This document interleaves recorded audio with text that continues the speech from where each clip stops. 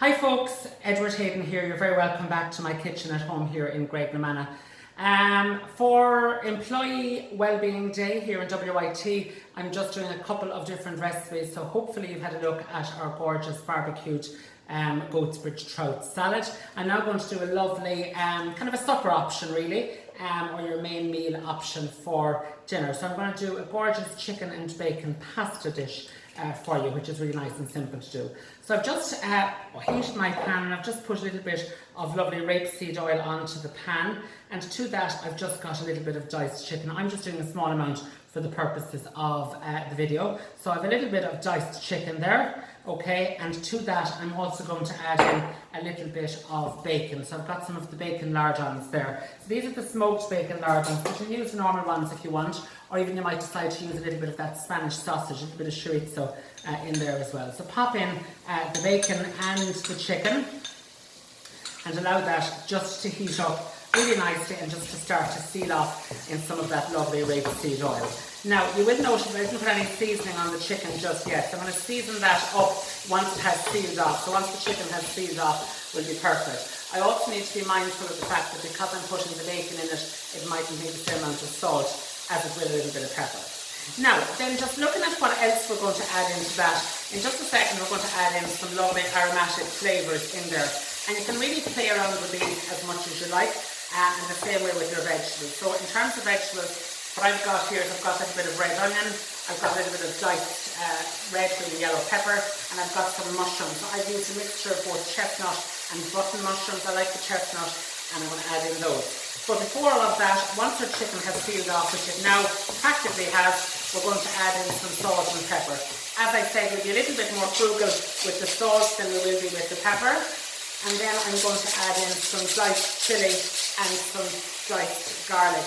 Now what I tend to do is I normally wait until the meat is in first before I add in those. I never tend to add the garlic to the oil first because it can just tend to burn and the flavour of it can become a little bit stronger. So in there goes 2 cloves of garlic, and I'm going to add in a half of chilli, which I've taken the seeds out of it. You can leave the seeds in there if you so desire, and give those a nice little mix up just like so.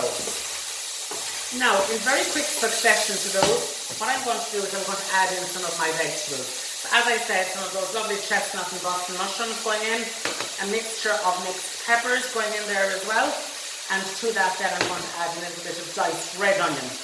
Okay? So, I'm going to allow those to cook there for just a minute or two, and they'll cook nice and quickly and nice and gently for you. Okay? So, just give my hands a wash. And as those are cooking, if you feel you need to add something into them, like a little bit of water, you might decide to put in a small bit of water just to introduce some steam to the recipe. So we'll see if we need that in just a second. But I'm happy enough that it's kind of cooked away nice and quickly, to be honest with you. Again, I always say to people when they're doing lots of classes, and even our own students in the culinary arts, you know, when you're seasoning everything, you need to season it incrementally. So bit by bit with a kind of a gradual progression of seasoning, rather than relying on the diner to do it all. So because we put in our vegetables in there, we're going to now put in another little bit of salt and pepper and build the flavour of this dish, and we can ascertain whether we've hit the right note in just a second. Now, so as I said, if you want to add in a little bit of water, you can, just to introduce a little bit of steam. But I'm happy enough with vegetables because they're cut small, are cooking nicely. So I'm going to proceed and I'm going to add in a tin of tomatoes. Now with this tin of tomatoes, I've just put a tiny little bit of sugar in there as well. So maybe like a half teaspoon of sugar, just to sweeten those up a little bit. So in there we're going to go with those. And in very quick succession, I'm going to add in some cream. So I've got about 2 tablespoons of cream there. And again, when the cream goes in, people tend to panic that it's going to split or it's going to curdle. But I always favour adding the cream at the earlier stage rather than adding it towards the end. And I think you just end up with a better overall finish. With the tin of tomatoes, or I've just had them in a glass, what I tend to do is I just normally use a little bit of water there just to kind of to get rid of the kind of the residue, or just to get the last little residual bits out. Okay, and then flavour that up in the sauce there as well. So give that a nice little mix around, just like so, and allow that to cook up really, really nicely.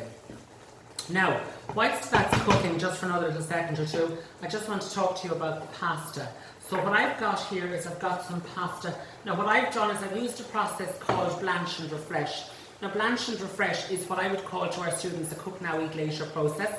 So I've cooked that just a little bit earlier. I've then popped it into a colander and I've ran it under ice cold water just to make sure that it's completely cooled down. And you can see then that we'll end up with the pasta, each grain of pasta separate to the next one. It just means that if you wanted to get ahead of yourselves at home, you could maybe have 2 days of pasta cooked in the fridge once it had cooled sufficiently, or you could use it maybe for a gorgeous summer salad as well with some lovely pasta. Okay, so I'm going to take some of that refreshed pasta and I'm going to now add it into our lovely sauce. Okay, I won't add it all in, but I'll add in a good portion of that into our lovely sauce, and I'm going to allow that to heat through.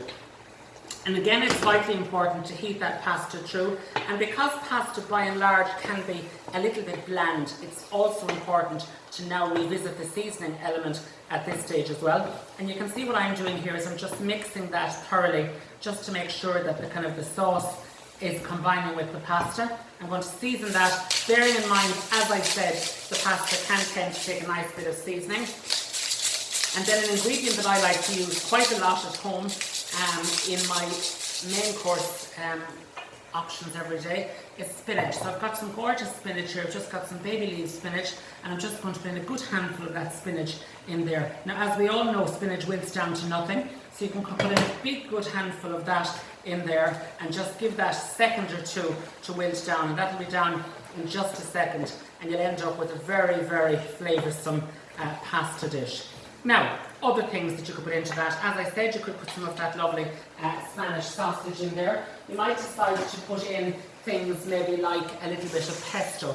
So if you didn't like tomato-based sauces, where I put in the tin of tomatoes, you could put in maybe about 300 millilitres of cream and 2 or 3 tablespoons of lovely basil pesto, and get a kind of a sauce that has that flavour that's very much reminiscent of the Mediterranean as well. You might decide just to to cook it down and do a vegetarian version of it as well without the chicken. So lots of different options for you.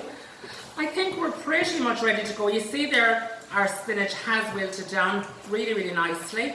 So what I tend to do in our house anyway is I just like to get a big serving bowl, bring things to the middle of the table and let people help themselves. And that's really nice for that whole family or shared type of dining. Okay, and as I said, lots of us are probably doing much more cooking at home at the minute, so this is a lovely dish to give us that opportunity as well. Okay, so that's basically that with our pasta. I've then got a lovely nice sprig of basil here, and a couple of basil leaves actually we'll put on the top of that.